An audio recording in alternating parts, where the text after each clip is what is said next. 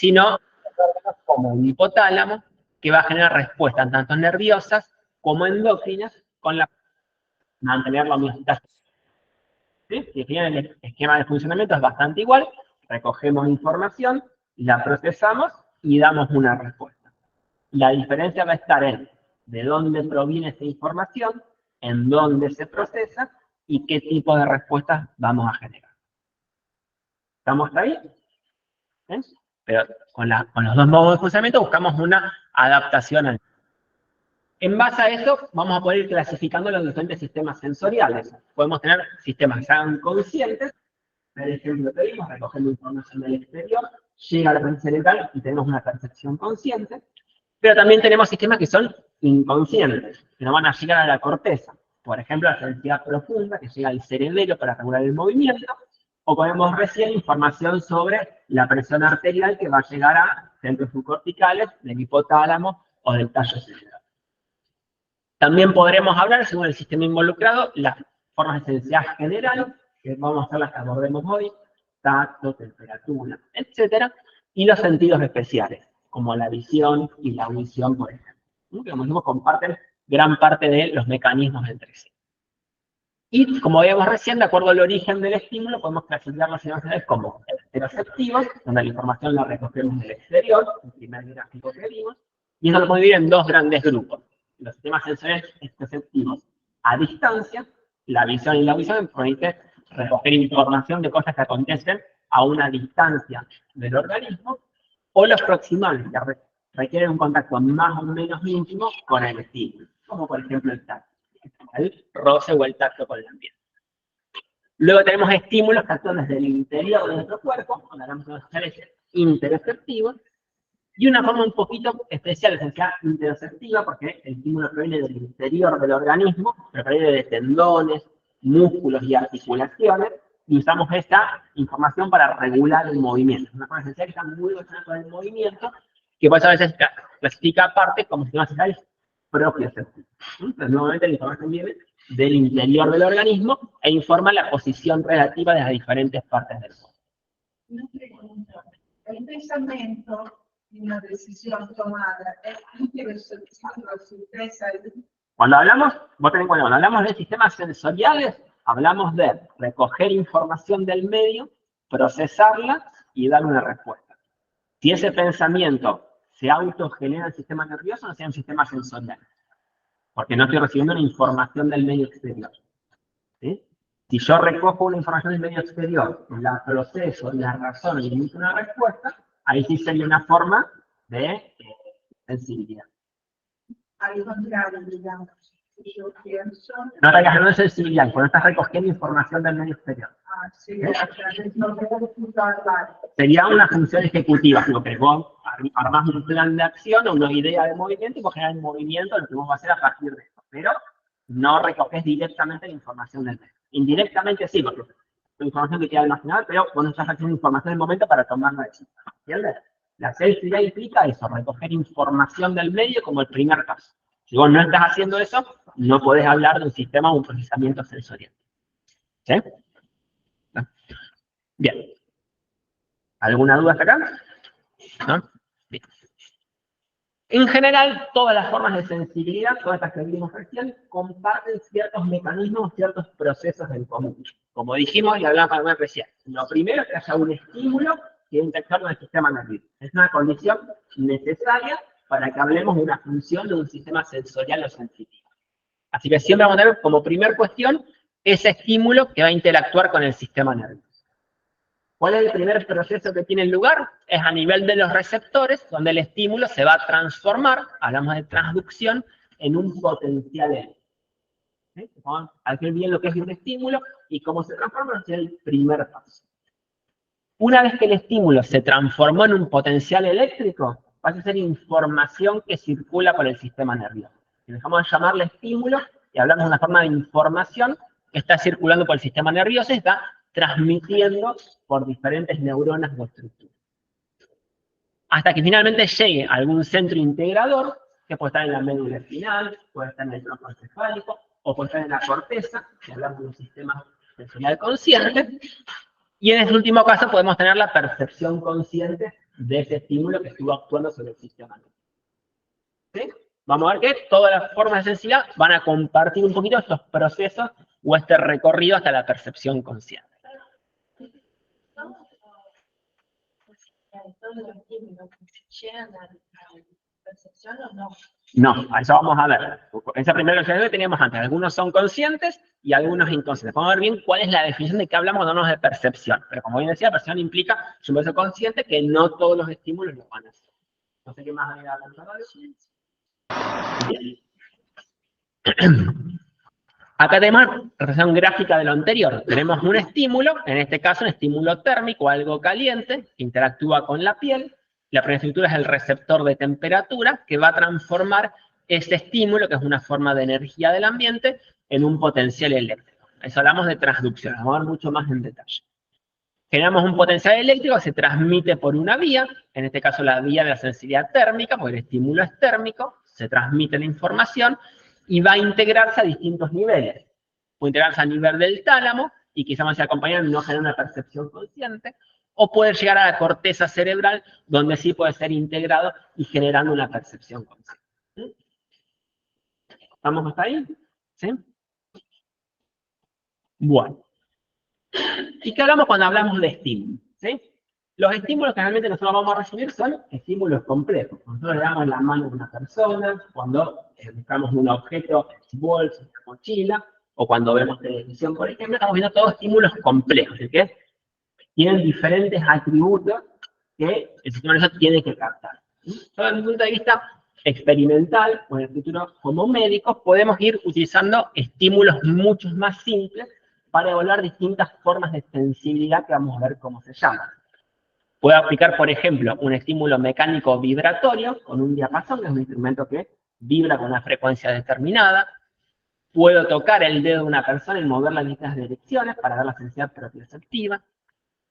Puedo aplicar un estímulo táctil más simple, como el pinchazo con un alfiler, para ver el tacto no discriminativo, o aplicar estímulos térmicos con agua caliente o agua fría para también evaluar las diferentes formas de sensibilidad. Es decir, nosotros en la vida cotidiana manejamos estímulos bastante complejos, vamos a tratar de ir trabajando en forma de estímulos un poquito más simples para entender cómo funciona individualmente cada vía sensitiva. Pero sin perder de vista que cuando en la vida cotidiana tenemos contacto con diferentes estímulos, realmente vamos a activar más de una forma de sensibilidad, como vamos a ver un poquito más adelante. ¿Sí?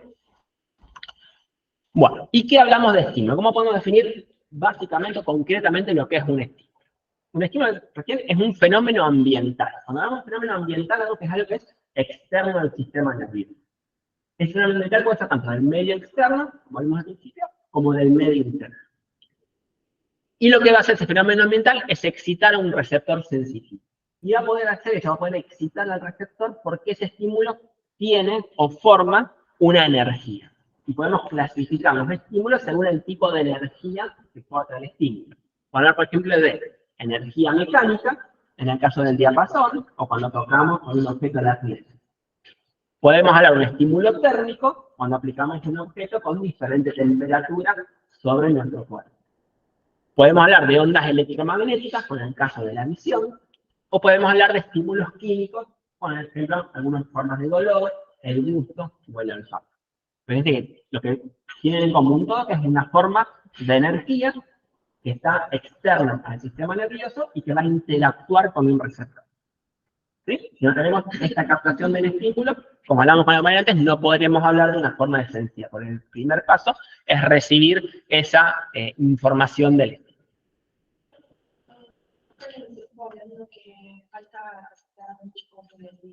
Bueno, ahora los chicos del centro estudiante lo van a ir aceptando.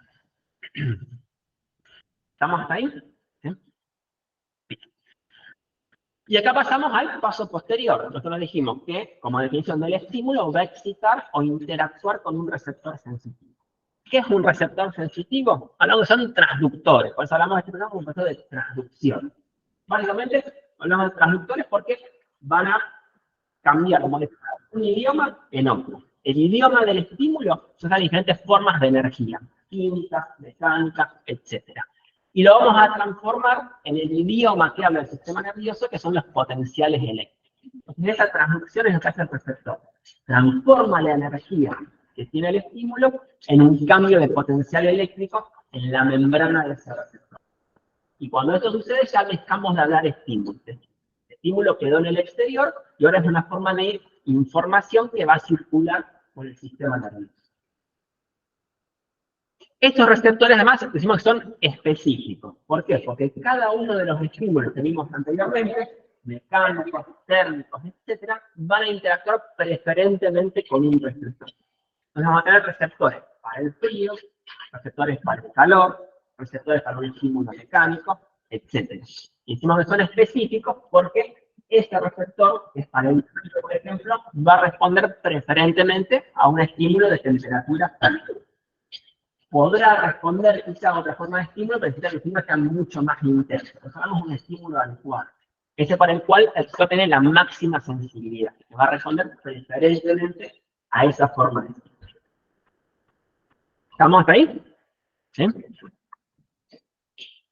Y cuando hablamos de receptores, ¿de qué estamos hablando? Vamos a ir vinculando un poquito con la parte estructural, con las cosas que se ven en histología y anatomía. ¿De qué hablamos cuando hablamos de receptores? Los receptores sensitivos van a estar distribuidos por todo el organismo. Como decimos, como recogen información del exterior, son receptores, por ejemplo, en la superficie de la piel. Lo dijimos, también tenemos receptores en músculos, tendones, y también tenemos receptores en las vísceras, para enterarnos qué pasa en el interior del nuestro organismo. ¿Y cómo son estructuralmente? Hay diferentes formas de receptores. Lo más simple son terminaciones nerviosas libres. ¿Qué quiere decir esto? Que hay una neurona cuyo cuerpo, si hablamos de los miembros, está en el ganglio de la raíz dorsal adyacente a la médula espinal. Estas neuronas se llaman neuronas pseudomonopolares porque van a tener una proyección central en forma de un axón que ingresa a la médula espinal y una prolongación periférica en forma de otro axón que va a ir hacia la piel, hacia la periferia, se ramifica y las terminaciones nerviosas de ese axón son las que toman contacto con los estímulos. Es la forma más simple de sensibilidad. ¿Sí? Entonces llega el estímulo, interactúa con el receptor, se puede generar un potencial eléctrico que viaja a través de esta neurona. Puede suceder que la ramificación de esta neurona tenga alrededor algunas estructuras de tejido conectivo especializadas. En este caso vamos a hablar de esas estructuras que tienen nombre propio. Opúsculo de Pacini, de Merkel, de Meissner, de Ruffini. Tiene esos nombres propios porque la transmisión nerviosa libre se rodea de algunas estructuras. Y esas estructuras le permiten captar ciertos detalles o ciertas particularidades del estímulo. Por eso, en general, estos receptores llaman receptores encapsulados, los vamos a encontrar en las formas de sensibilidad discriminativa. Porque se pueden captar los detalles del estímulo.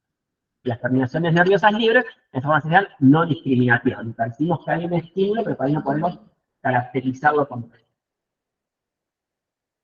Y finalmente tenemos las formas más complejas, donde hay una célula especializada en recibir el estímulo. Como por ejemplo los conos y los bastones de la visión. Tenemos una célula que son los conos, una son los bastones que se encargan solamente de recibir el estímulo y transformarlo en un potencial eléctrico. Esto finalmente se reserva para los sentidos especiales, puntualmente el oído y el sistema visual son los que tienen esta forma de receptores más especiales. Entonces, si vamos un poquito al anterior, vamos a ver que nosotros para ir viendo qué es lo que nosotros vamos evaluando, como cuando hablamos de la sensibilidad de una persona. Cuando aplicamos un alfiler, estamos evaluando una forma de sensibilidad no discriminativa, yo dije anteriormente. Entonces, habitualmente van a estar involucrados receptores o terminaciones nerviosas. Cuando en cambio yo aplico un estímulo más complejo, como por ejemplo la vibración, que es una forma más discriminativa, porque tengo que percibir el estímulo como algo que repetitivamente va actuando sobre la piel o sobre un músculo, perdón, un hueso en este caso, vamos a estar evaluando estos receptores encapsulados. Y cuando, por ejemplo, yo evalúo la visión, evalúo estas células especializadas. ¿Sí? Fíjense cómo, lo decía anteriormente, no podemos utilizar estímulos muy simples para ir evaluando diferentes sistemas sensitivos por separado. En la vida cotidiana, nuevamente, un mismo estímulo claramente va a activar muchos de estos receptores al mismo tiempo. ¿Estamos hasta ahí? Bien. ¿Y por qué pasa esto? ¿Cómo es que hace un receptor para transformar una forma de energía con el estímulo en un cambio de potencial eléctrico?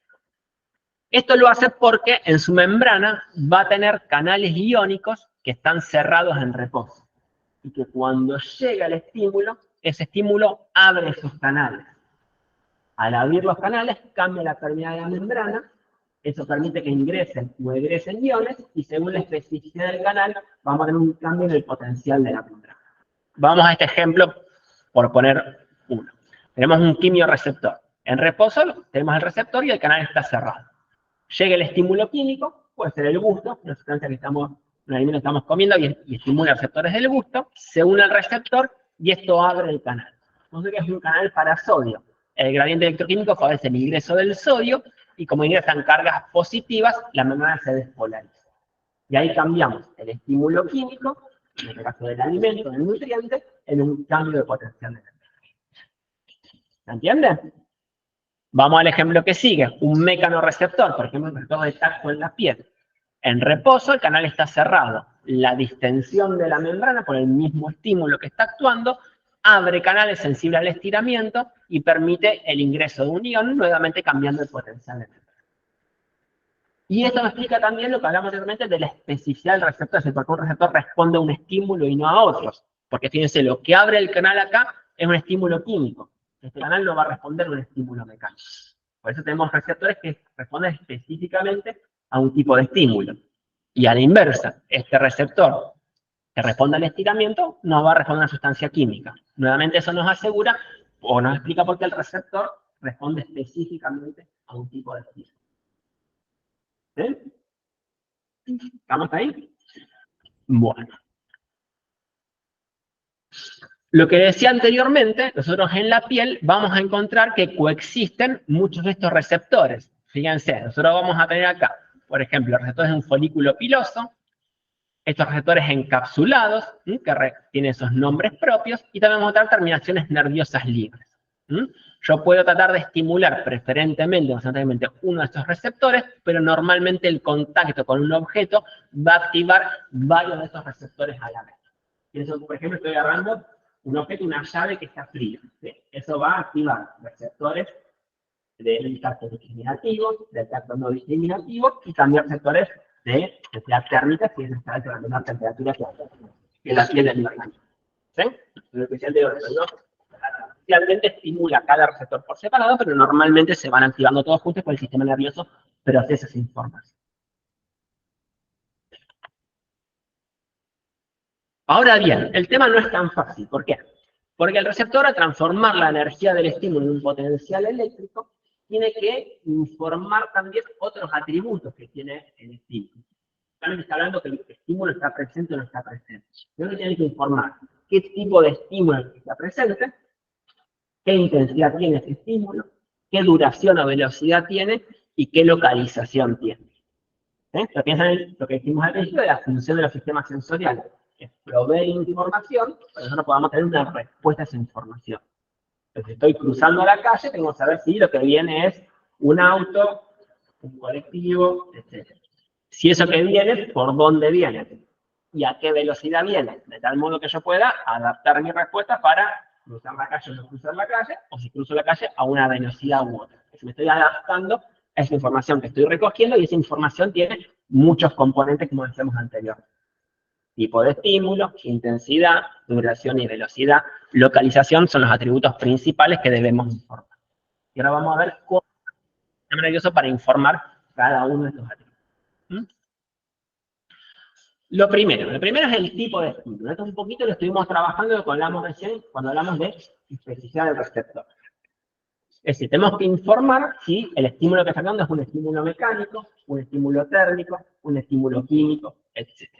¿Cómo lo hace? La activación de un receptor implica la activación de una vía y de un área del sistema nervioso central específica de la misma. Vimos que el receptor es la prolongación periférica de una neurona. Esa neurona que ingresa al sistema nervioso central va a seguir una vía, es una cadena de neuronas que va a llegar hasta las áreas más del sistema nervioso central, y cada una de esas neuronas va a responder a ese estímulo. Por lo tanto, cuando la información llega, por ejemplo, a la corteza cerebral, ya sabemos que cuando esa neurona se activa es porque el estímulo que está dando es estímulo mecánico. ¿Sí? Por ejemplo, si yo experimentalmente aplico un estímulo eléctrico a una neurona que se encarga de recoger información mecánica, lo que yo voy a percibir no es electricidad, sino un estímulo mecánico. En tanto cambio en la piel. ¿Por qué? Porque no se interpreta y cuando esa neurona se activa, el estímulo que está actuando es el estímulo mecánico, aunque en la realidad el estímulo sea de otro tipo. ¿Se entiende? ¿Sí? Como que estamos diseñando, cuando se activa esa neurona, percibimos ese estímulo. Para que esto funcione correctamente, es fundamental lo que hablamos anteriormente, la especificidad del receptor, porque el receptor es el que me va a asegurar que el estímulo que activa esa vía y esa neurona sea el estímulo al cual el sistema nervioso va a responder o va a percibir. Entonces, el receptor va a asegurar que esa neurona de la corteza que va a percibir el estímulo como mecánico, y el estímulo que va a activar ese receptor va a ser un estímulo mecánico y no. Porque si no, todo ese principio de cómo interpretamos el estímulo se pierde. ¿Se entiende eso? ¿Sí? Bien. Y esto genera un concepto un poquito abstracto, pero que es importante, que es el de modalidad sensorial. El modalidad sensorial es el tipo de información que circula por un canal específico. Es decir, si yo tomo un conjunto de neuronas de la vía de intensidad térmica del frío, hablo de una modalidad sensorial que es la modalidad de la intensidad térmica del frío. ¿Sí? Los potenciales que viajan por esas neuronas son de la modalidad sensorial del frío. Si yo tomo una de neuronas de la visión, los potenciales que viajan por esas neuronas son la modalidad sensorial del sistema visual. Y este es un concepto abstracto, porque lo que está circulando son potenciales eléctricos. ¿Sí? Pero como lo que tenemos interpretando es el estímulo que generan esos potenciales eléctricos, hablamos de esas modalidades. ¿Se entiende? ¿Sí? Ya no hablamos de estímulo. El estímulo quedó afuera. Ahora es la información que viaja como potenciales eléctricos, y según por dónde viajan estos potenciales, hablamos de diferentes modalidades sensoriales. ¿Mm? Bien. Entonces, como decíamos anteriormente, la especialidad del receptor al estímulo adecuado asegura que interpretemos correctamente el estímulo. Por ejemplo, acá tenemos una neurona que responde a sustancias químicas, ¿sí? Relacionadas con el dolor. ¿Sí? Cuando con un alfiler lesionamos la piel, se van a liberar, ustedes lo habrán visto en la OP de inmunidad e inflamación, se liberan sustancias químicas que generan dolor, que van a actuar sobre los receptores de esta neurona que va a formar la vía del dolor nuevamente. Esta neurona va a responder específicamente a ese tipo de estímulo. Por lo menos, esta neurona se activa y se activan las neuronas subsiguientes, yo voy a percibir dolor.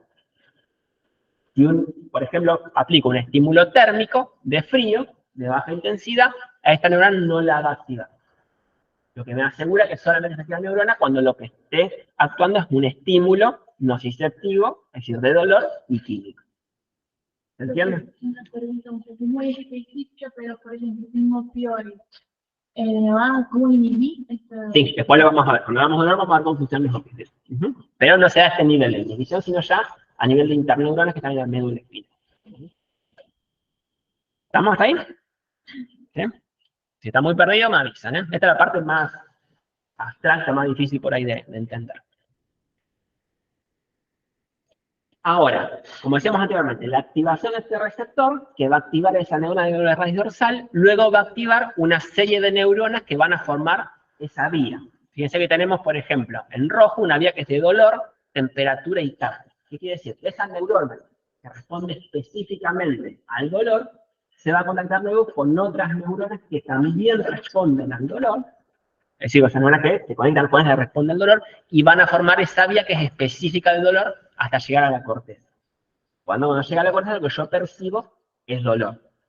Si por el contrario el estímulo que actúa es un estímulo vibratorio, ese ejemplo del diapasón que yo les ponía antes, la información viaja por otra vía, que es por la vía del cordón posterior, que va a llevar ese estímulo vibratorio con neuronas que se conectan con esa neurona específica. Y cuando llega la última neurona, cuando se activa esa neurona, yo siento un estímulo vibratorio en la piel. ¿Se entiende? De esta forma, nosotros ya sabemos que respondemos al estímulo que actúa normalmente sobre ese receptor. ¿Sí? Pero miren que toda información abstracta, con lo que sean son potenciales. Yo después reconstruyo ese estímulo según a qué neuronas lleguen esos potenciales. ¿Sí? Y fíjense que para esto, en todas las estructuras que van atravesando las vías, va a haber neuronas que responden específicamente a un tipo de estímulo, para que la información no se mezcle. Por ejemplo, va segregada, va separada según qué modalidad sensorial llega. Miren, por ejemplo, en la asta posterior de la médula. En la asta posterior tenemos láminas de la médula que responden a estímulos mecánicos, otras que estimulan estímulos dolorosos, otra que responde a estímulos externos. La información va siempre separadita para lograr eso, identificar luego qué tipo de estímulo que está actuando.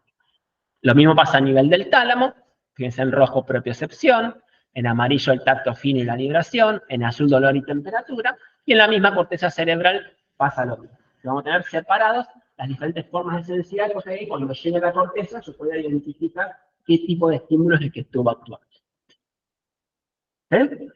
¿Estamos? Y así podemos ir construyendo las diferentes formas de modales sensoriales, ¿sí? Según cuál sea el receptor, digamos, cuál sea la energía del estímulo y cuál sea el receptor específico con el que interactúa, tengo diferentes modales sensoriales. Tacto, con varias submodalidades, propiocepción, temperatura, dolor, visión, audición, etc. ¿Sí? El estímulo actúa un canal sensorial determinado y la información que viaja por ese canal es la modalidad sensorial que estamos hablando. No vamos a poder percibir ningún tipo de estímulo para el cual no tengamos receptores. Por eso, por ejemplo, no respondemos a un estímulo eléctrico, porque no tenemos ningún receptor que responda a un estímulo eléctrico. Por ejemplo. ¿Sí? Y en base a esto podemos ir armando, formando ya dos sistemas de ecuaciones de densidad general. Un sistema que por el trayecto anatómico que sigue en las vías, hablamos del lemnisco o del cordón posterior de la médula espinal, que lleva información mecánica. La única modalidad social que lleva es mecánica. Y puntualmente lleva tacto discriminativo, vamos a ver un poquito de qué se trata, y sensibilidad posicional. Un sistema anterolateral, porque viaja por los cordones anterior y lateral de la médula, que lleva muchas modalidades sensoriales, no solamente tacto, sino que llega tacto poco discriminativo, temperatura, incluyendo frío y calor en la temperatura, y dolor. Eso ya como anatómicamente las diferentes informaciones se van agrupando o se van llevando por estructuras diferentes también. Lo vemos anteriormente, la información viaja segregada por diferentes caminos. En la médula, en el tálamo y en la corteza cerebral misma también. Bueno, volviendo un poquito a los estímulos que aplicamos, además de saber qué tipo de estímulo está actuando, tengo que saber la localización. En el ejemplo que yo les daba anteriormente, si voy a cruzar la calle, tengo que localizar de qué lado vienen los autos como una primera medida para ver cómo voy a cruzar, qué velocidad, etc. En lo que es la localización, funciona un sistema un poquito parecido al que hablábamos recién. Es decir, que depende mucho del primer procesamiento que hacen los receptores. Y en este sentido hay una propiedad de los receptores que se llama el campo receptivo caliente, que lo podemos definir como el área en la cual un estímulo produce una respuesta en el axón aferente de una neurona sensitiva.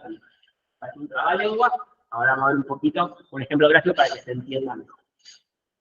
El tamaño del campo receptivo va a ver que determina la capacidad de localización. Un campo receptivo grande implica una menor capacidad de localización y viceversa. Vamos a ver por qué.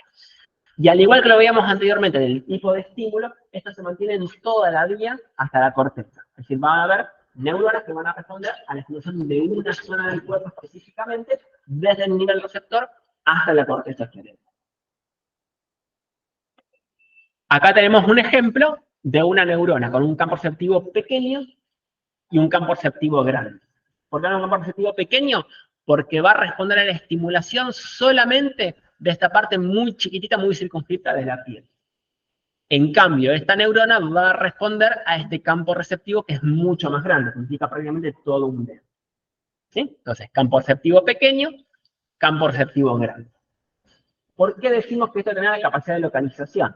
Porque si se activa esta neurona, el sistema nervioso sabe que el estímulo actuó solamente en algún punto de esta parte de la piel.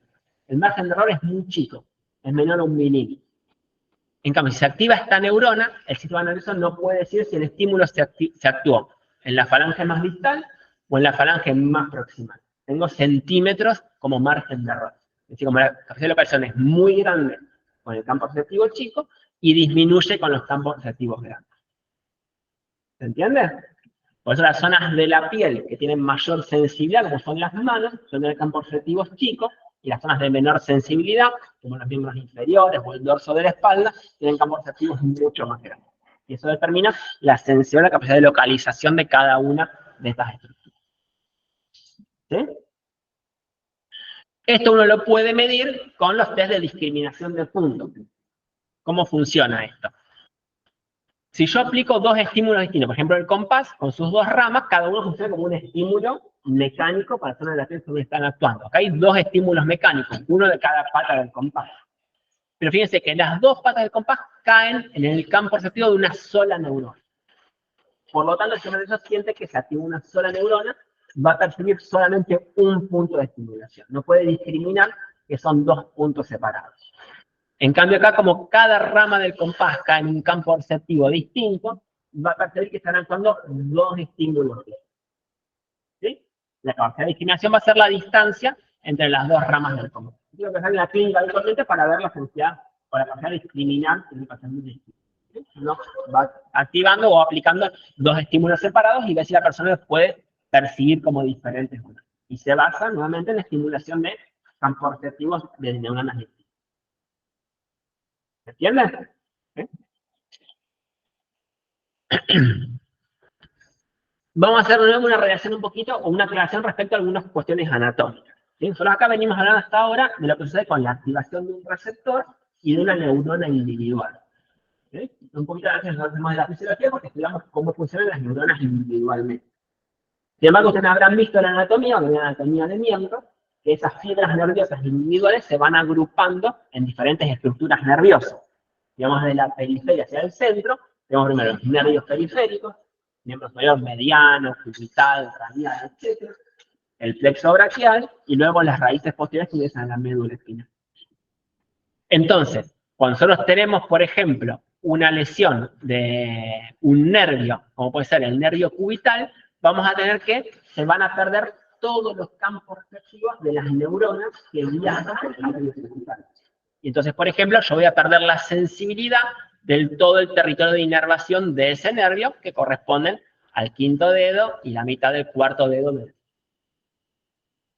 ¿Sí? Esto es algo que sirve después en la clínica para localizarlo cuando está una lesión en el sistema nervioso. Pero esto es para que vayan a hacer un punto de relación de lo que ven en fisiología con lo que ven en anatomía también. No son cosas diferentes, sino que hablamos de lo mismo desde dos puntos de vista un poquito distintos. Nos centramos en los procesos a nivel de la neurona individual y después tienen que relacionar eso con las estructuras anatómicas a las que se incorporan esas fibras.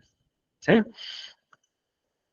Y nuevamente, cuando hablamos de la raíz posterior, vamos a llamar los dermatomas. El dermatoma es la zona de la piel que es inervada por una raíz posterior que ingresa a la médula espinal. Yo les dije, el nervio después se va dividiendo en el plexo y el plexo después lo forman raíces que emergen de la médula espinal. Cuando hablamos del área de la piel inervada por una raíz dorsal, hablamos de un dermatoma. Por ejemplo, este es el dermatoma T6, corresponde a todas las neuronas cuyas fibras ingresan la raíz posterior al nivel dorsal 6. ¿Se entiende? ¿Sí? Si usted, por ejemplo, tiene una hernia de disco que comprime esa raíz puntualmente, van a perder la sensibilidad en esta zona del cuerpo. Esto me permite ir localizando dónde pueden estar las diferentes lesiones del sistema nervioso. Esto lo van a ver un poquito más adelante ya, la parte patológica. Luego esta información va a viajar hacia diferentes niveles del sistema nervioso, pero fíjense cómo, al igual que pasaba con los tipos de sensibilidad, también la localización va viajando por caminos distintos, allá dentro de un fascículo. Por ejemplo, la información de la pierna viaja por unas fibras, la del brazo viaja por otras fibras y van a terminar en neuronas diferentes. Es decir, hay una representación espacial, una somatotopía en cada punto de la vía. ¿Sí? Es decir, que cuando llega la información a una neurona, por ejemplo, en los ganglios de Golgi y de Burlatch a nivel del bulbo, hay neuronas de esos ganglios que responden específicamente al estímulo en una parte del cuerpo. Se van a poner específicamente a una forma de sensibilidad y a una parte del cuerpo. ¿Sí? Y esto me permite, cuando llegamos a la corteza, hablar del homúnculo. El homúnculo es como un homúnculo habla como una forma de hombre, una especie de hombre, pero desproporcionado, que quiere decir que hay diferentes neuronas en la corteza sensitiva que van a responder a estímulos en una parte específica del cuerpo. Por ejemplo, si yo apliqué un estímulo táctil en el dorso del pie, fue el estímulo que yo apliqué, esto va a activar una neurona en la parte de la corteza que representa el dorso del pie. Es decir, cada parte del cuerpo está representada en una parte de la corteza sensitiva, de tal modo que cuando se activa una neurona de esta parte, yo sé que el estímulo actuó en esa parte del cuerpo. ¿Entienden? ¿Sí? Fíjense que la forma del hombre es desproporcionada, porque por ejemplo la mano y la cara están sobre representados, son más grandes que el pie y el miembro inferior. Es lo que yo decía anteriormente, Eso refleja la diferente densidad de inervación, la diferente sensibilidad de cada parte del cuerpo. Las manos y la boca están mucho más inervadas, con mucho más representación que los miembros inferiores o el tronco, que tienen menor representación a nivel de la corteza. ¿Sí? ¿Estamos? Bueno. Siguiendo con los atributos, entonces, los estímulos que vamos aplicando, otra cosa importante es la intensidad del estímulo. Pues esto va también a determinar de qué modo yo respondo a un estímulo. No es del mismo modo un estímulo de baja intensidad que uno de alta intensidad. ¿Y cómo hacemos para codificar esto? A nivel del receptor es fácil. ¿Por qué? Recuerden que el potencial receptor potenciador es una forma de potencial local. Se llama en la clase anterior que los potenciales locales son aquellos potenciales que, cuanto más intenso es el estímulo, más amplio es el cambio de potencial de la entrada. Pues acá es fácil. Más intenso el estímulo, más alto es el cambio, o más intenso el cambio de potencial de la entrada. Se complica la cuestión cuando tenemos que transformar ese estímulo local en un potencial de acción. Ustedes piensen lo que vimos recién. Esta información tiene que viajar, por ejemplo, desde el miembro inferior hasta la corteza cerebral. Obviamente un potencial local se va a disipar en el camino, pero genera potenciales de acción que se transmitan sin decremento a larga distancia. Esto genera un desafío en cómo codificar la información. Vamos a comprender un poquito lo que vimos anteriormente. Nosotros vimos anteriormente cuando actúa un estímulo, se une al receptor, se abre un canal, cuando se abre el canal ingresa un ion y modifica el potencial de membrana. Cuanto más intenso sea el estímulo, va a abrir mayor número de canales. El mayor número de canales que se abren va a tener un mayor flujo de iones y eso va a generar un mayor cambio en el potencial de membrana. Si el estímulo es muy leve, es de muy baja intensidad, puede ser que no llegue a un nivel umbral. ¿Sí? Al no llegar a un nivel umbral, no baja el potencial de acción y nunca voy a haber percibido ese estímulo. Esto defino se llama el estímulo umbral, que es el mínimo estímulo que uno podría llegar a percibir. ¿Sí? No llega al valor umbral, no llega al potencial de acción, ni me entero que el estímulo está actuando. Se produce un filtrado. Ustedes piensen también que nosotros estamos todo el tiempo bombardeados de estímulos. ¿Sí? Entonces, nosotros, el humano, si hay algún filtrado de ese estímulo, nos volveríamos locos. ¿Sí? Entonces, tenemos que tratar de ir focalizando la atención en los estímulos que nos resultan relevantes y filtrar lo que es irrelevante. Este primer filtrado es a nivel de los receptores. Los estímulos de muy baja intensidad directamente no generan potenciales de acción y nunca los voy a percibir. Si el estímulo llega al valor umbral, en el segmento del axón adyacente a ese receptor, se va a formar un potencial de acción. Y acá sí la información va a poder transmitirse a distancia y seguir toda esa cadena de neuronas que habíamos anteriormente que forman las diferentes vías de la sensibilidad. Ahora, ¿cómo hacemos para codificar la intensidad? Nosotros dijimos, con el potencial generador, más intenso el estímulo, más amplio el cambio de voltaje de la membrana. El potencial generador eso no lo puedo hacer, porque ustedes recuerdan la clase anterior, el potencial generador es un fenómeno todo nano. ¿Se produce o no se produce? Pero cuando se produce tiene siempre la misma amplitud. O sea, que un estímulo más intenso no voy a poder generar potenciales de mayor amplitud. Lo que hacemos es generar potenciales de acción con mayor frecuencia. Fíjense, a mayor intensidad del estímulo, voy generando potenciales de acción cada vez con mayor frecuencia. Y de ese modo el sistema nervioso va a enterarse de qué intensidad tiene el estímulo. Si llega un bombardeo de potenciales de acción a alta frecuencia, voy a percibir ese estímulo como más intenso. Si llegan potenciales de acción de baja frecuencia, voy a percibirlo con intensidad menor. ¿Sí? Una segunda forma que puede recurrir el sistema nervioso para enterarse de eso es el número de receptores activados. Cuanto más intenso el estímulo, por ejemplo, el estímulo mecánico deforma un área de la piel mayor y eso va a activar un mayor número de receptores. ¿Sí? Pero el mecanismo principal es el código de frecuencias que hablábamos recién. Fíjense en este ejemplo como lo tienen graficado. Acá abajo tienen las diferentes intensidades de estímulo. Tiene un estímulo mecánico, una pipeta que hace una presión sobre la piel. Menor intensidad, mayor, hasta intensidad máxima. Y esa es la frecuencia de potenciales de acción que van respondiendo. El estímulo de menor intensidad no llega a alcanzar el umbral, tengo el primer filtrado. No tengo un potencial de acción ni me entero que está ese estímulo. Estímulo de mayor intensidad llega al umbral, que es un estímulo umbral, y genera un potencial de acción, pero de baja frecuencia. Y a medida que voy incrementando la intensidad del estímulo, tengo cada vez más frecuencias potenciales de acción hasta una intensidad más o menos máxima. Obviamente este estímulo lo voy a percibir conscientemente con una mayor intensidad que este estímulo. ¿Sí? Esto se puede graficar en una escala logarítmica donde uno ve la intensidad del estímulo y la percepción consciente del estímulo. Y hay una relación muy cercana entre uno y otro. Es decir, nosotros somos muy confiables en decir con qué intensidad está actuando un estímulo. Porque fíjense que estas son curvas que se hacen con las respuestas de personas que gradúan la intensidad del estímulo. Y cuanto más intenso el estímulo, se percibe una mayor intensidad. Entonces, yo conocía como ley de Weber-Fechner, que nos habla de lo confiable que es el sistema nervioso para percibir las diferentes intensidades del estímulo. En base a un sistema muy simple como el que vimos recién. El número de receptores activados y la frecuencia de descarga de potenciales de acción de cada neurona. ¿Sí? ¿Vamos? Y lo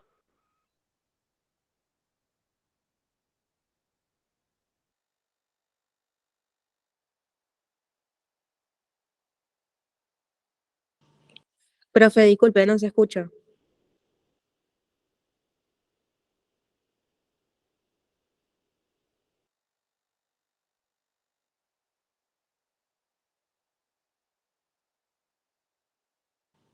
No se escucha nada, profe.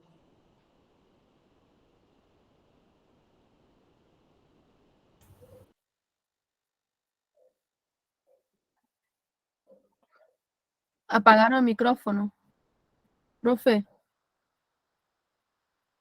No nos escucha porque está con la tele. Está con el meeting en la tele y no escucha a nadie.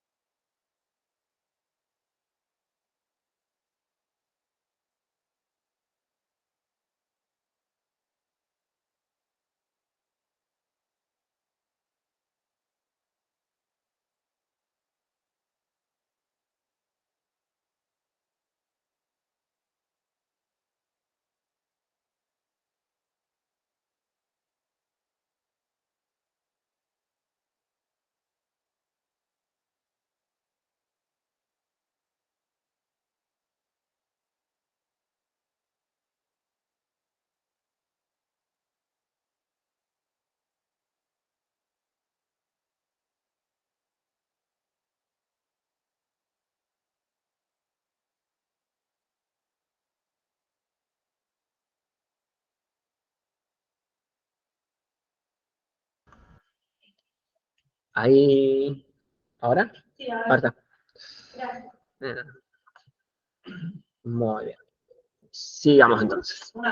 Sí. ¿Puedes explicar de vuelta la diferenciación entre la presión rápida y Sí. Primero el concepto de adaptación. ¿Sí? Adaptación, como está definido, es capacidad para disminuir la frecuencia de descarga ante un estímulo persistente. Fíjate que los dos actores se adaptan, porque vos tenés un estímulo persistente y vos tenés una frecuencia de descarga rápida al principio y cambia después. La adaptación hay en los dos. ¿Cuál es la diferencia? Que cuando se adapta, el nivel de descarga vuelve al que había antes del estímulo. Es decir, carga cero en este caso. En este caso hablamos de adaptación rápida. En otro caso, el nivel de descarga baja, la frecuencia de descarga baja, pero no vuelve al nivel basal. Es distinto del que había antes que apliquemos el estímulo. En este caso hablamos de adaptación lenta. En los dos casos hay adaptación, porque baja la frecuencia de descarga, luego en uno vuelve al basal y en otro no. ¿Sí? Por eso un poquito confunda a veces una adaptación rápida y lenta, porque no hablando de la velocidad, sino del nivel de, o la frecuencia de descarga como. Bueno, entonces hasta ahora nos centramos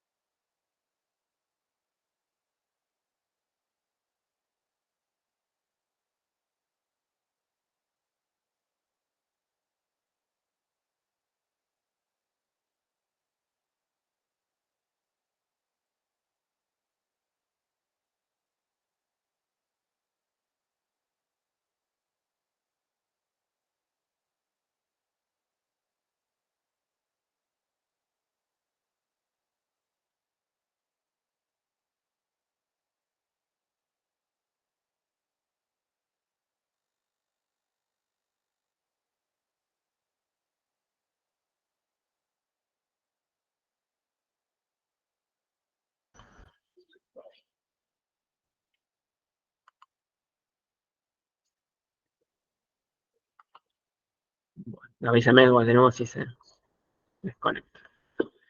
Bien, estamos hasta ahí entonces. ¿Sí? Y nuevamente, fíjense como el ejemplo yo tiene la llave, estamos activando vías no discriminativas y discriminativas al mismo tiempo, aunque experimentalmente o revisando un paciente yo puedo aplicar estímulos que excitan específicamente vías no discriminativas, por ejemplo cuando pincho con un alfiler suavemente para no estimular el dolor, o cuando palpo un objeto complejo, como puede ser la llave que les mencioné anteriormente, que activa vías perfectamente del tipo discriminativo. ¿Sí? Eso para el tacto. Fíjense, para el caso de la temperatura, cómo puedo activar receptores específicos que se llaman termorreceptores, que son receptores que van a responder a diferentes rangos de temperatura, abriendo o cerrando canales. Cuando la temperatura cutánea desciende por debajo de 30 grados, se activan preferentemente receptores de frío y la percepción va a ser de frío. Y viceversa, la temperatura aumenta. Entonces, como vamos replicando siempre un poquito el mismo proceso en las diferentes formas de sensibilidad. Bien, y a la hora de transmitir esta información, como también mencionábamos anteriormente, hablamos de cómo codificamos el tipo de estímulo, la información va a seguir vías o caminos diferentes. Hablamos anteriormente de la vía de cordón anterolateral y del sistema posterior. Vamos ahora a ver un poquito más en detalle qué sucede con cada una de esas estructuras. Tanto una como la otra siguen un plan anatómico común. ¿Qué quiere decir esto? La mayor parte de las vías sensitivas son cruzadas. Es decir, que cuando un estímulo actúa en la parte izquierda del cuerpo, va a terminar toda la corteza cerebral del lado derecho o la estructura cerebral del lado derecho del cuerpo. En algún punto cruzan la línea media. ¿Sí? Excepción puede ser las vías de sensibilidad profunda inconsciente, que van a terminar en el hemisferio cerebeloso del mismo lado del cuerpo. ¿No? El resto de las vías sensitivas son cruzadas. Hay posibilidad de integración y respuestas reflejas en todos los niveles. Es decir, si nosotros seguimos el camino de todas las vías sensitivas, van a ir a través de la médula espinal hacia el tálamo, del tálamo a una corteza primaria y luego una corteza de asociación. Pero ya cuando van ascendiendo, parte de la información se procesa. Ustedes piensen, por ejemplo, cuando tenemos un estímulo que puede producir daño, ¿sí?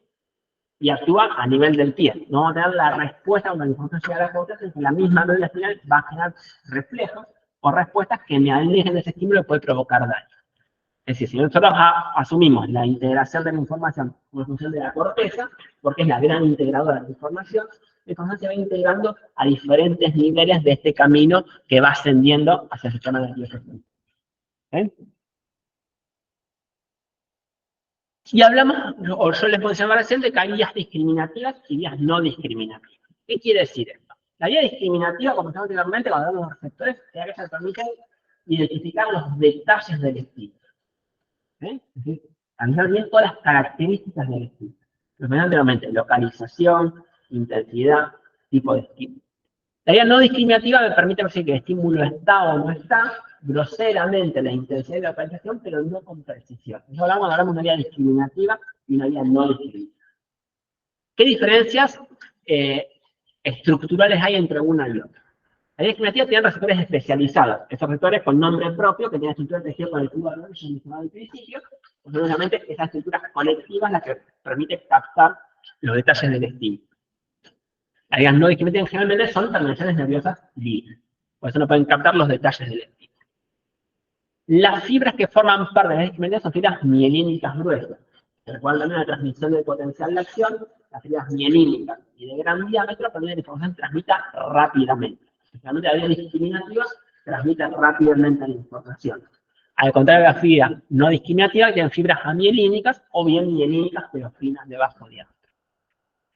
Y la vía discriminativa tiene poca divergencia y convergencia. Entonces, divergencia es cuando una neurona hace sinapsis con dos neuronas postsinápticas, y convergencia es cuando dos neuronas presinápticas convergen en una presináptica. En ambos casos lo que sucede es que la información se modifica, porque no se pasa sin modificar de una neurona a la otra, como lo se llama transmisión punto a punto, sino que al converger o al diverger, la información se va transformando. Entonces yo pierdo un poquito noción del estímulo original. Y por eso es más querido de la vía discriminativa que la no discriminativa. La vía discriminativa tiene un fenómeno llamado la inhibición lateral, para que podamos ver de qué se trata, que permite también localizar mejor el estímulo, y tiene alta densidad neuronal, tiene muchas neuronas encargadas de esas formas de sensibilidad. Lo que va a permitir campos sensitivos pequeños y localizar con precisión los estímulos. Cuando hablamos un poquito del diámetro y el tipo de fibras, recuerden que las podemos clasificar a las fibras nerviosas, es decir, los axones, según fibras A, y dentro de la A, alfa, beta, gamma, delta, B y C, según el diámetro y la presencia o no de mielina. Las fibras A son todas mielínicas. Las A alfa son las de mayor diámetro, las A beta las de un diámetro intermedio y las A delta del menor diámetro. Y esto depende de las diferentes velocidades de conducción. Las alfa las de mayor velocidad de conducción y las A delta las menores. Y las amielínicas son las que tienen menor velocidad de conducción. Y fíjense cómo las diferentes modalidades sensoriales se transmiten por diferentes fibras. Por ejemplo, la propiocepción va por las fibras más gruesas, las A alfa. El tacto discriminativo por las A beta y el dolor, la temperatura por las fibras más finas tipo C, ya con la menor velocidad de conducción. Cada fibra se transmite preferentemente en una forma desinhibida y no controlada. Y eso es lo que hablamos anteriormente de la inhibición lateral. La inhibición lateral es, ustedes supónganse que se activa o un estímulo actúa en esta zona. Al actuar en esta zona va a estimular a esta neurona central y un poquito las neuronas adyacentes. Entonces el nivel de activación que lo refleja esta columna es mayor en la neurona central, pero se activan un poquito las neuronas adyacentes. ¿Qué pasa? En la próxima estación sináptica, esta neurona inhibe a las que están alrededor. Se llama inhibición lateral. La neurona central inhibe a las que están alrededor. Entonces, esta neurona queda igual de activada, pero las que están alrededor se inhiben. Y esto permite localizar mejor el estímulo. Porque es como que resalta más la neurona activada respecto a las neuronas que están alrededor. Entonces, las vías discriminativas tienen mucha inhibición lateral y viceversa las no discriminativas. Entonces, si vamos o resumimos las funciones o las características de la vía discriminativa, tienen alta velocidad de conducción, alta capacidad para localizar y discriminar los estímulos y alta afinidad en la transmisión de las propiedades del estímulo. El estímulo tal como actúa en el receptor va a llegar luego a los niveles más racionales del sistema nervioso, permitiendo la mejor interpretación o percepción del estímulo. De eso hablamos de vías discriminativas y no discriminativas. ¿Sí? ¿Estamos?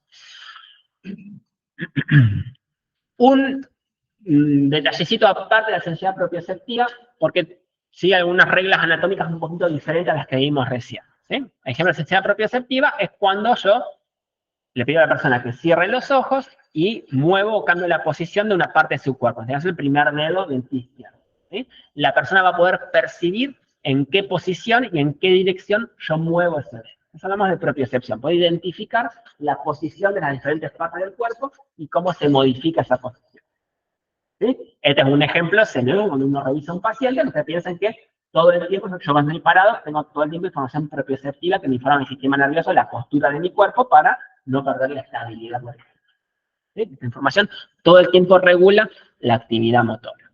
Esta información viene más que nada de músculos y tendones, pues son los órganos relacionados con los movimientos y la posición de las diferentes partes del cuerpo. Y parte de esa información propioceptiva viaja por el cordón posterior, pero la mayor parte viaja por los haces espinocerebelo. ¿Sí? Esto forma parte de la sensibilidad profunda, inconsciente, porque termina en cerebelo. Pero parte de la información que viaja por los haces espinocerebelosos luego se integra en el tronco encefálico a la vía del lemnisco medio y llega a la corteza. Y eso permite que yo pueda percibir conscientemente, como el ejemplo que tenemos anterior, la posición de las diferentes partes del cuerpo y cómo ésta se mueve. ¿Sí? Porque esta información no llega solamente al cerebelo, sino que en un punto se incorpora en las vías de la sensibilidad profunda, consciente, y el tacto discriminativo, y llega también a la corteza cerebral. ¿Estamos? Y recuerden que las vías espinocerebrales son la única excepción de que son vías no cruzadas. La información del lado izquierdo del cuerpo llega al hemisferio cerebroso izquierdo y viceversa. Cuando hablamos a nivel cerebral, se cruzan y termina la corteza del lado. ¿Estamos hasta ahí? ¿Sí? ¿Qué sería un ejemplo de vía inconsciente? Inconsciente, por ejemplo, la sensibilidad profunda que yo te decía recién que es inconsciente. Es decir, yo, por ejemplo, puedo percibir la posición de mi mano sin verla, la percibo conscientemente, sensibilidad profunda consciente. ¿Sí? Pero todo el tiempo el sistema nervioso está recibiendo información de las diferentes partes del cuerpo en que yo estoy, que eso yo no lo percibo conscientemente. Yo no, a todo momento no sé en qué están mis piernas, mis hemisferios, etc.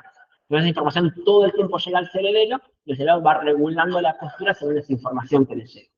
No se hace consciente, hablamos de profunda inconsciente. Inconsciente porque está automatizado. Porque no se puede percibir conscientemente. Tipo, yo no lo puedo... Solo si quiero. ¿Cómo? Solo si quiero. Por ejemplo, estoy afectada, si quiero, pienso en eso y teóricamente no es posible. En este ejemplo sí, pero por ejemplo, si hablamos de lo que yo decía al principio, de regulación de la presión arterial, ¿sí? Es una forma de sensibilidad inconsciente, porque yo por más que quiera, no puedo saber la presión arterial que tengo. Saber no, pero sentir que está baja o alta. Si ya Pero, conoces- pero indirectamente, no percibiendo el nivel de presión arterial, sino a través de ciertos reflejos que genera este cambio de presión arterial. Yo conscientemente no voy a tener forma de saber el nivel de presión. Puedo intuirlo por alguna respuesta del organismo a esa presión arterial, pero no directamente esa variable que estoy regulando o sensando. igual la temperatura también. La temperatura, eso se puede, esto es un poquito más complejo porque también no hay una regla tan directa como vimos anteriormente para evaluar la intensidad del estímulo, pero parte de esa sensibilidad térmica puede hacerse, por ejemplo, la temperatura cutánea uno la puede percibir, o un estímulo térmico que actúa sobre lo puede percibir. La temperatura del medio interno, obviamente, ahí no, conscientemente no. ¿Sí? ¿Se entiende? ¿Sí? Bueno, entonces acá hasta ahora se habló un poquito todo ese trayecto de la información, a través de guías sensitivas, van a ver los detalles anatómicos, dónde cruza la línea media, por dónde viajan, con más detalle en anatomía, y vamos a llegar a la interacción que hablábamos anteriormente en el sistema nervioso. O gran parte, como se llama, interacción se pasa en diferentes niveles del sistema nervioso, pero realmente lo que uno tiene como concepto de gran órgano integrador de sensibilidad es la corteza cerebral. Va a tener diferentes cortezas que se relacionan con la sensibilidad. Se llama la corteza primaria, o S1, que es la corteza que está por detrás de la célula de Rolando, el lóbulo parietal, las áreas 1, 2 y 3 de Brodmann, que como anteriormente recibe aferencias del lado opuesto del cuerpo. ¿Sí? Recuerden que en esta corteza vamos a tener diferentes partes de la corteza que responden a una forma específica de sensibilidad. Tenemos separado segregado la información propioceptiva, termoalgésica, etc. Y que tenemos diferentes neuronas que respondían a diferentes localizaciones del cuerpo.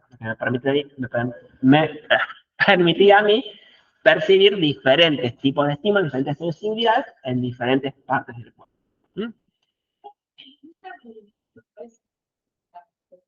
¿Qué cosa? ¿Eh? Depende del tipo de estímulo. Por ejemplo, el dolor abdominal, sí. ¿Sí? Ciertas...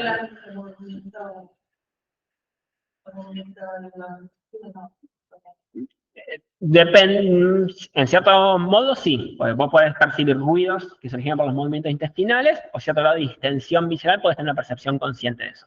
No de todo, algunas cosas sí, algunas cosas no. ¿Sí?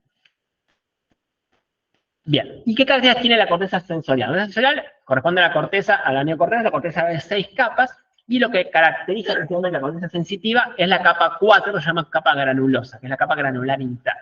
¿Por qué es lo que caracteriza la corteza sensitiva? Porque acá llegan las aferencias periféricas, que es la gran función de la sensibilidad, recoger información, como simplemente de la periferia.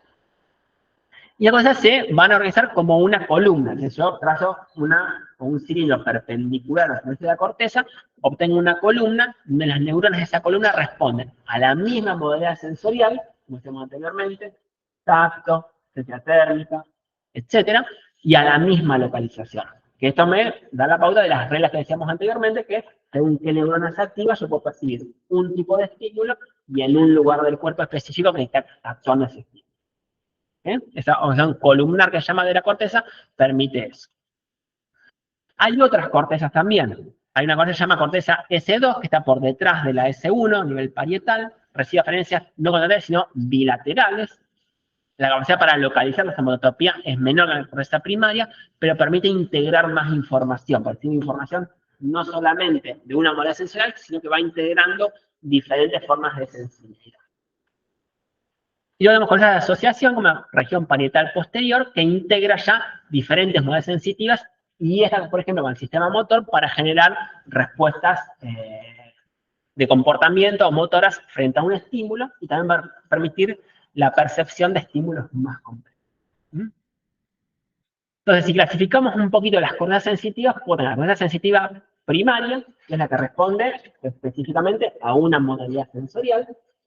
La coordenada de asociación unimodal, donde van integrando diferentes submodalidades de un mismo tipo de sensibilidad. Por ejemplo, si hablamos de el tacto, ¿sí?, como una forma de sensibilidad, tenemos tacto discriminativo y no discriminativo, tacto vibratorio, tacto de presión, etc. Pero hablamos de una misma modalidad sensorial que la descompongo en diferentes partecitas. Por una asociación heteromodal, donde ya integramos diferentes modalidades. Integro tacto con temperatura, por ahí tacto y temperatura con visión, y ya voy formando como un esquema más completo de ese estímulo que es tacto.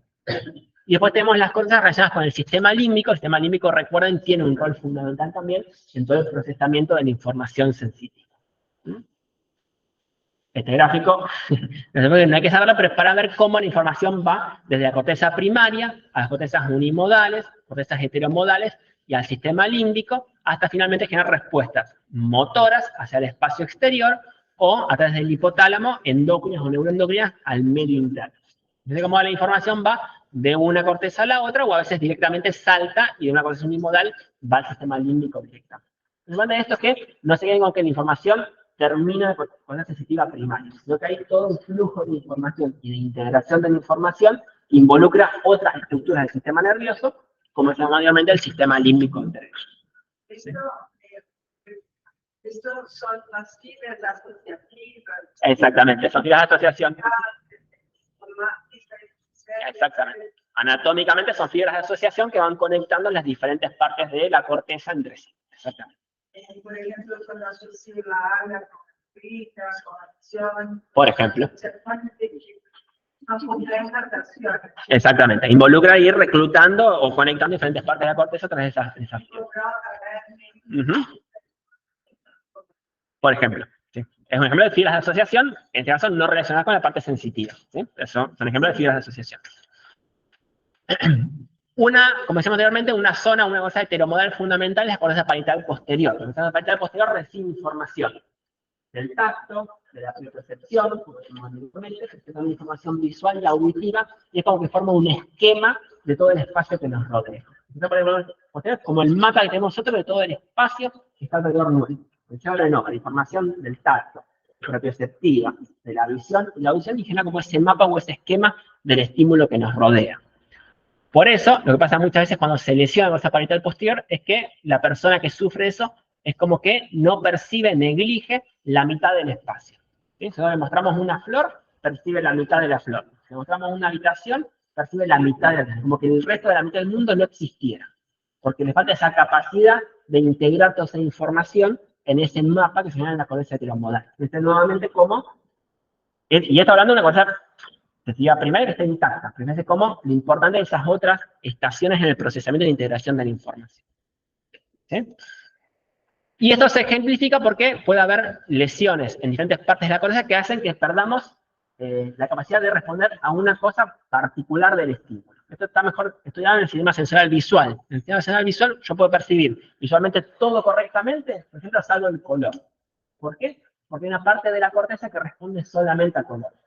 O puedo percibir todo menos el rostro de una persona. ¿Por qué? Porque hay una parte de la corteza que responde específicamente a los rostros de la persona.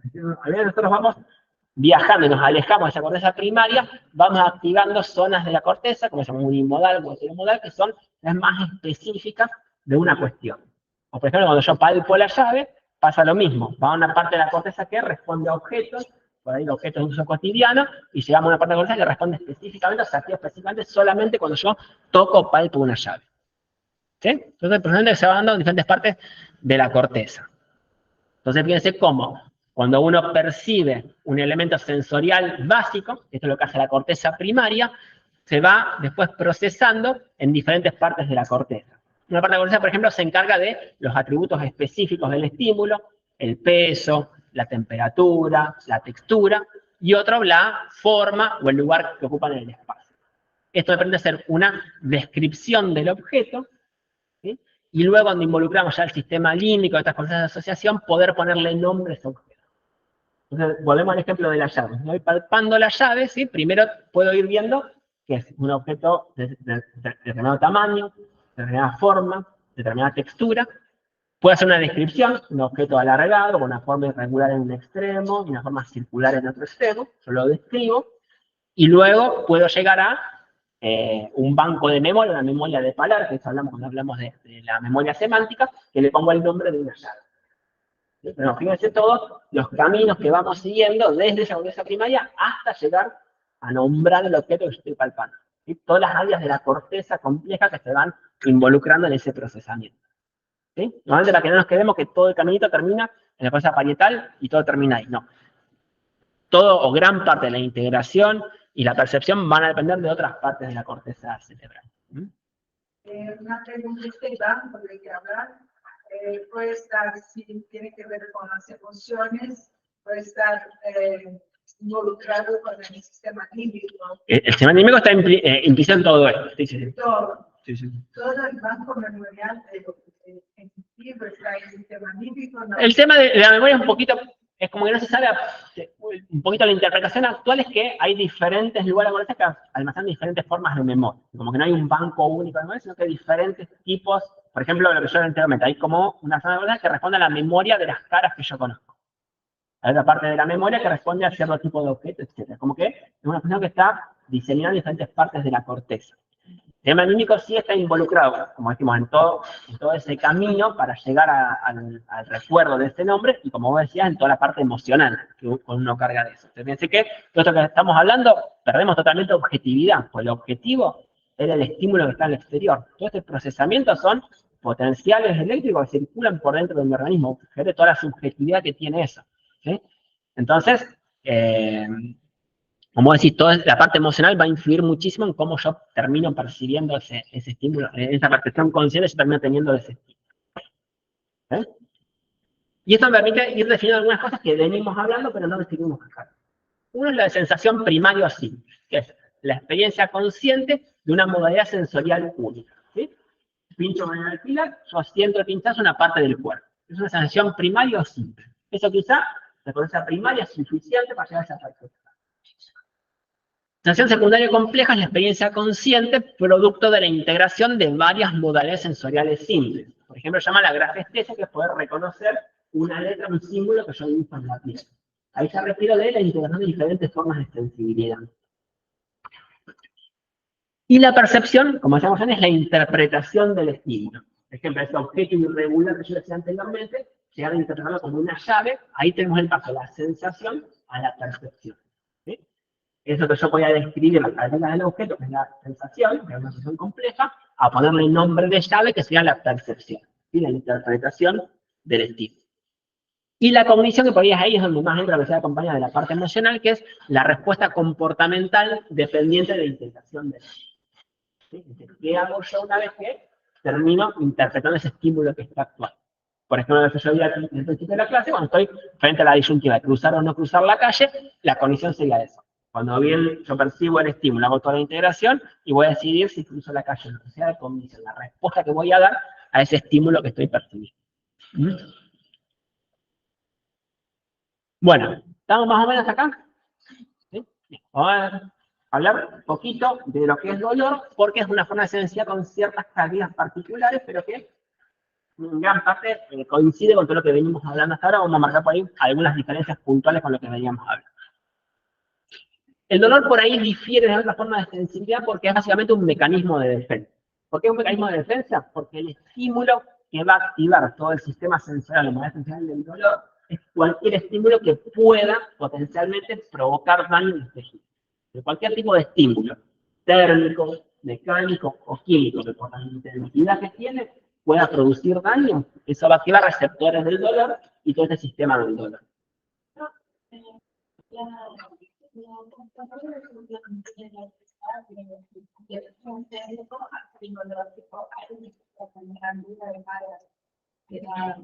El sector para poder integrar en temperatura, Sí. pero menos 30 es todo. Sí, sí, sí. Hay umbrales que se... ¿Cómo? Depende, pero está hay más o menos un nivel que uno puede decir hasta qué punto se activan receptores específicos del estímulo y a partir del cual se activan receptores del dolor. Sí.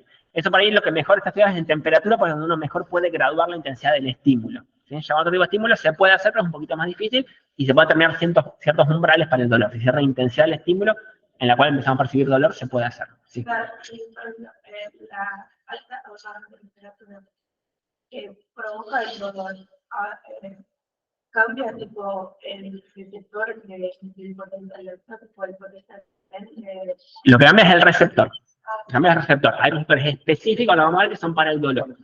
¿Sí? No es que vos quieras un receptor térmico con más intensidad, sino que una vez que vos pasas de cierto umbral de temperatura, ya activamos receptores específicos para el dolor.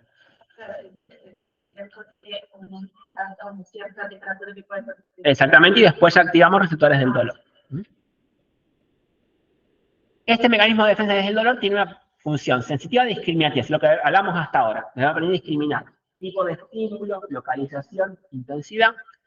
Tiene una parte cognitiva, que dijimos hasta recién, percibo dolor y veo qué respuesta tengo. Y tiene un componente afectivo emocional, como hablamos antes del sistema límbico, pero el dolor es mucho más marcado que en las otras formas de sensibilidad. Esta parte afectiva y emocional en el dolor es mucho más marcada que en las otras formas de sensibilidad, aunque todas las formas de sensibilidad tienen ese componente también. Como decíamos con la compañera, son receptores específicos. Es decir, no es que el receptor mecánico o el receptor de temperatura, cuando tiene cierta intensidad, se empieza a percibir dolor. ¿Sí? Sino que la teoría que prevalece en la actualidad es que hay receptores específicos que responden a estímulos térmicos, químicos o mecánicos cuando tienen una intensidad suficiente para producir daño. Y vamos a hablar en este caso de termonociceptores, que son la temperatura puede provocar daño, mecanonociceptores, el estímulo mecánico puede provocar daño, y así sucesivamente. ¿Sí? Esos receptores son las formas más simples de receptores que vimos anteriormente en esta estructura, estas nociones nerviosas libres, ¿sí? De neuronas cuyo cuerpo, si hablamos de los miembros, que tienen el nombre de raíz dorsal. Y son fibras A delta o fibras C, que son fibras de baja velocidad de conducción. Probablemente uno creería que al ser un mecanismo de defensa tiene alta velocidad de conducción, la velocidad de conducción es más bien baja o relativamente baja en este sentido. Y como también hablamos con la compañera antes, percibimos dolor no solamente en la piel, sino también en músculos y articulaciones, y también a nivel visceral. Vamos a ver un dolor visceral, un dolor somático y un dolor profundo. ¿Cómo nos adaptan? ¿Te acuerdas que habíamos hablado de adaptación rápida y adaptación lenta? ¿Sí? Entonces serían receptores de adaptación lenta. Se van a disminuir la frecuencia de descarga, pero nunca llegan al basal. Se van a estar descargando por encima del nivel basal mientras esté presente el estímulo que puede provocar daño. A eso se refiere aunque no se adapta. Entonces, fíjense cómo los receptores del dolor, ¿sí? Son las fibras A delta o fibras C, que son las de menor velocidad de conducción, como mencionábamos recién.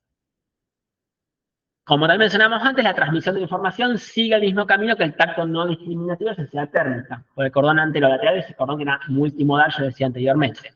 Ingresa la información por el asta posterior, se hace sinapsis en la asta posterior de la médula, encontramos una sinapsis ahí, cruza la línea media al segmento de ingresar a la médula espinal y sube por el cordón anterolateral del lado opuesto, hace estaciones sinápticas a nivel de tronco encefálico y tálamo, y llega finalmente a la córtex. ¿Sí? El camino mismo que vimos para el tacto no discriminativo y sensibilidad térmica. Y lo que hablamos antes, el plano anatómico común, vías cruzadas, cruza la línea media y hace estación en el tálamo y termina en la córtex. ¿Sí? Tiene un poquito el mismo camino que digamos anteriormente para las otras formas de sensibilidad general. Podemos dividir en grandes rasgos una forma o una parte, digamos, de este eje espinotalámico, una forma neoespinotalámica, o últimamente más nueva y palio espinotalámico. El neoespinotalámico va más a corteza por ser más discriminativa del dolor, por permite percibir los detalles del estímulo, y una parte del palio estimulatalámico que va más al tronco, sistema límbico, más con la porción afectiva del dolor. ¿Sí? Pregunta. ¿Cuál sería la diferencia entre dos estímulos? Uno que nos llega a generar un potencial de acción porque nos tocó recuperar, y uno otro que es inconsciente. Inconsciente es que la información ingresó al sistema nervioso y viaja en forma de potenciales, pero yo no lo percibo conscientemente. El subumbral nunca ingresa al sistema nervioso. No lo voy a percibir, obviamente, pero no porque llegue a otras partes del nervioso, sino porque directamente no se procesa en ninguna parte del sistema nervioso. La diferencia sería... No lo percibo la diferencia es que uno no lo percibo conscientemente, pero sí hay estructuras que responden a ese estímulo. La sensibilidad inconsciente. Y en otro ejemplo no hay ninguna estructura que responda porque también los filtro antes de ingresar al sistema nervioso. ¿Entiendes? No.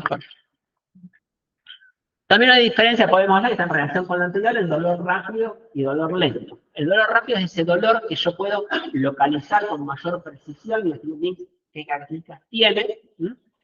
Y que se transmite más rápidamente. Y un dolor lento, que es ese dolor que es más quemante, peor localizado, que realmente tarda más tiempo en manifestarse y más tiempo en hacerse consciente. Involucran vías diferentes, neurotransmisores diferentes, lo que explica la diferencia de modulación y la percepción de estas dos formas de. Y un poquito lo que preguntaba una compañera con el tema de los opioides. Nosotros hasta ahora trabajamos más que nada las vías sensoriales como vías ascendentes, lo cual está bien porque vimos que el objetivo principal de los sensores es recoger información de la periferia y llevarla a niveles más altos del sistema nervioso central para que éste emita una respuesta. Y ahora hay que dejar de tener en cuenta que la corteza cerebral en todos los niveles más altos del sistema nervioso también genera información descendente que va a modular toda la entrada de información sensible. Esto pasa con todas las formas de sensibilidad, pero es más manifiesto, se hace más importante a nivel del dolor, porque estas vías descendentes pueden inhibir el ingreso de información relacionada con el dolor. Yo dije anteriormente que cuando la vía hipotálamica, la vía del dolor, asciende hacia la corteza, va dejando alguna sinapsis en el tronco encefálico. Una de esas estructuras que también se puede activar a punto del sistema límbico es la sustancia gris periacueductal. Una estructura que está a nivel del tronco encefálico, alrededor del acueducto, de ahí viene su nombre. Eso tiene neuronas que van a descender hasta el núcleo magno del rafe, que a su vez va a descender hacia la médula espinal, donde va a liberar neurotransmisores como la serotonina o la noradrenalina. ¿Sí? Vamos a ver el gráfico más grande. Esta es la terminación, en esta posterior de vemos este gráfico más grande. Son las neuronas descendentes que liberan noradrenalina y serotonina. Estas neuronas van a interactuar sobre una interneurona que produce un péptido que se llama neuroencefalina. Y las encefalinas son sustancias producidas en nuestro mismo organismo que son relacionadas químicamente con los opioides y con la morfina. Estas sustancias van a interactuar con las fibras que ingresan desde la periferia y que dan origen a la vía del dolor, inhibiendo la entrada del dolor. Y por eso funciona como un sistema analgésico, como un sistema que suprime la entrada del dolor. Y este sistema, entre otras cosas, hace que la percepción del dolor sea muy diferente según el contexto en que estemos y el estado emocional en que estamos, como hablamos anteriormente. En ciertas situaciones, este sistema inhibidor del dolor está muy activo, puede haber una lesión en algunos tejidos que no se perciba como dolor, y cuando esas vías tienen una menor actividad, porque cambia el contexto emocional, etc., empezamos a percibir ese dolor con mucha mayor intensidad. Hay otros mecanismos. Cuando se tiene una carrera, por ejemplo, aún siente el dolor. hasta que termina, por ejemplo. ¿Sí? Hay otros mecanismos, no, este no es el único, pero ese es uno de los que explica esas diferencias. ¿Sí? Y en general, esta información descendente, les repito, actúa en otra forma sensitiva también, va modulando o filtrando el ingreso de información sensitiva. ¿Mm? Bueno, y con eso un poquito terminamos el repaso. Si hay alguna duda o pregunta. ¿No?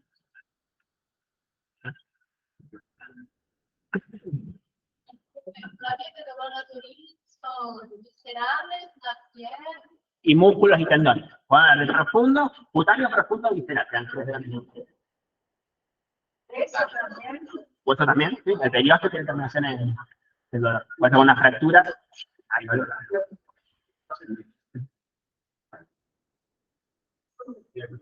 ¿Quién no puede? ¿Quién no puede?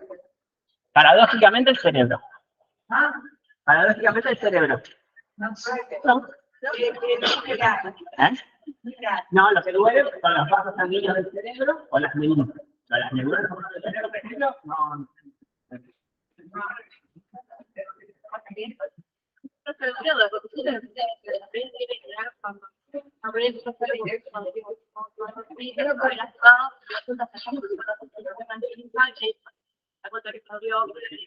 Exactamente, esto es todo el contexto emocional. Esto ya, se explican parte de eso, después hay otro tipo de pensamientos a nivel de la corteza misma que también colabora con eso.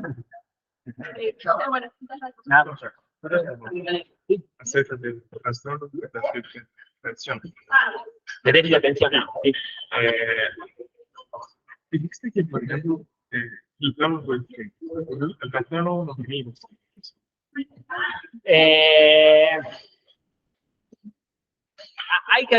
como todas esas zonas hay como diferentes formas del trastorno. Porque vos, ¿cómo? Sí, eso ya actúa en más de los años basales, otras estructuras que están involucradas, pero sí, hay como una dificultad del filtrado sensorial. También pasa, por ejemplo, con el autismo. El autismo, digamos, tiene dos formas. Que se menos sensorial el estímulo, y de forma que los hiperfuncionan. Y tenemos esta modulación, por ejemplo, de Educación puede parecer considerado puede ser también. puede ser considerado una gama de autismo. No, en realidad son trastornos que pueden coexistir, a veces el autismo con la hiperactividad, pero son trastornos diferentes. Son muy variables, porque eso, nosotros hablamos siempre de crecimiento de lo difícil marcar el límite entre la enfermedad y la enfermedad. Por eso hablamos de un proceso, después hablamos de trastornos, son como variaciones que de lo normal vos te vas yendo como a un extremo y es difícil marcar el límite de dónde está la enfermedad y dónde no. Acá no es como una infección que tiene la bacteria y la tenés. Acá como que es un poco más complejo. Entonces hay rasgos normales que están más aceptados o menos, hasta los casos más extremos, obviamente, que no puede hablar de un trastorno de carácter, pero hay como muchas matices, muchas diferencias dentro del mismo nombre. Pero en general hay como... Sí. No es una cosa, pero hay una forma más sencilla de explicar cómo es el dolor difuso. Los dolores difusos. Sí. Hay una forma más sencilla de cómo es. Sí, un poquito se basa en todas las reglas que venimos hablando antes, digamos, de la funcionalidad de las neuronas, los campos receptivos, los transmisores, etcétera, ¿sí?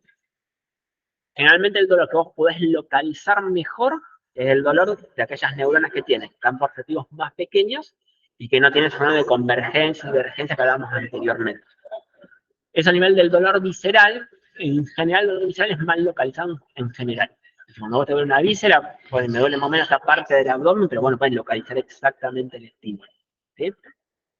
Ahora vamos a llegar a un poquito a entender mejor. Y vos, pues a nivel del peritoneo, ya tenés factores que te permiten localizar un poquito mejor el estímulo y no tener las diferentes formas de dolor que tienen la inflamación de la víscera, por ejemplo. En líneas generales, el dolor visceral es mal localizado.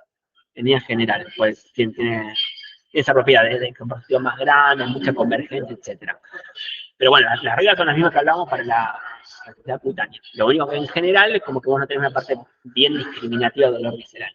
Normalmente vos vas a saber más o menos dónde te duele y vas a ser difícil que puedas constatar, me duele la vesícula y la apéndice. Como la conciencia de lo que sea. La conciencia no lo tiene, pero no puede localizar específicamente el origen del estímulo, sino groseramente, más o menos. ¿Cómo? Entre otras cosas, campos receptivos, convergencia, etc.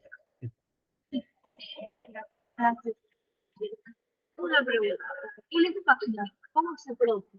Porque, por ejemplo, al sentido contrario, yo sepa no recibí ningún estímulo.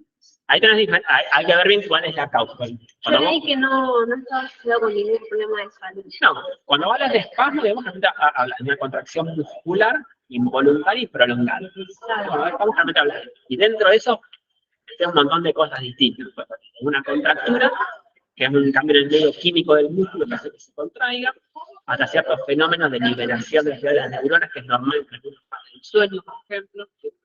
Como digo, hasta un reflejo, por ejemplo, de defensa en un estímulo de dolor. Tener muchas cosas que pueden producir la misma respuesta muscular.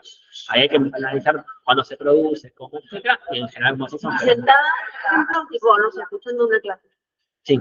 Como... Ahí generalmente es raro que tengas un espasmo, lo que puede tener lo que llamamos una miofibrosis, que es una pérdida muscular, se puede el músculo, pero no una contracción prolongada, que es un fenómeno un poquito puede ser normal en esas circunstancias de alteración de algo. Ah, bueno, gracias. Una consulta. Lo que pasa es que me perdí un poco en lo que es modalidad sensorial. Sí, es para la parte más difícil. Así que son días.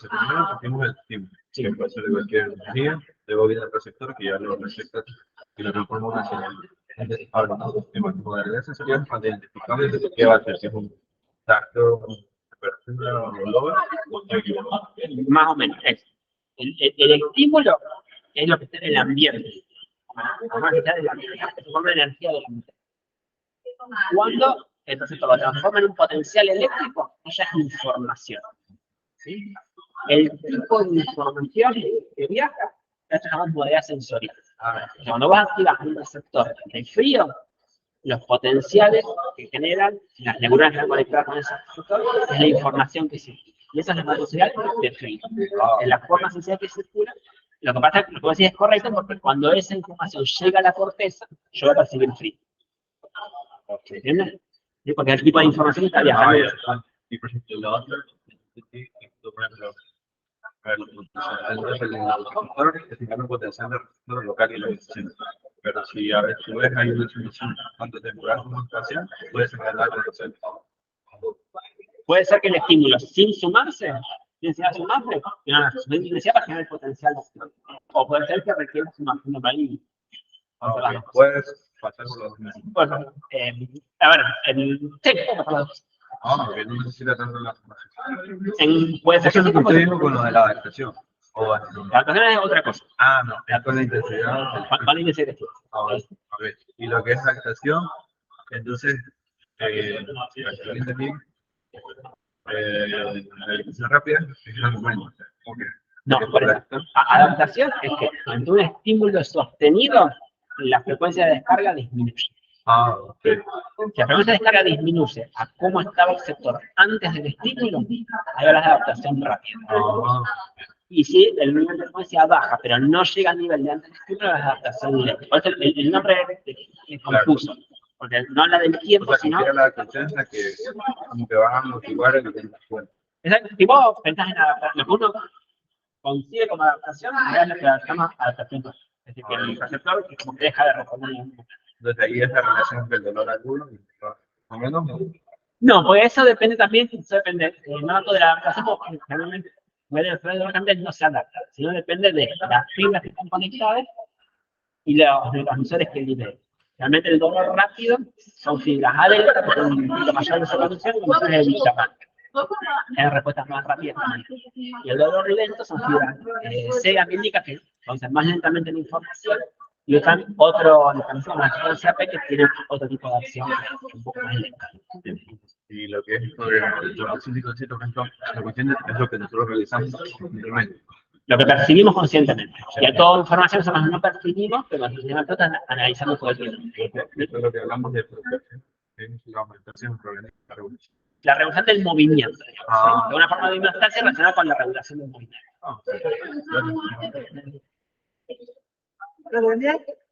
¿Conoces a este, Marcel? Es mi hijo. ¿Ah, sí? Sí. Mira, va. Mi novena. Me has dicho que te ama y yo Hace rato no lo veo. ¿Qué tal?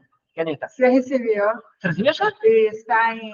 Nunca perdió una mesa. Ya. Está en creación. Yo quería seguirlo, pero no sé, voy a seguir ahora. Buenísimo. Andá de saludos así, nosotros. Sí, gracias.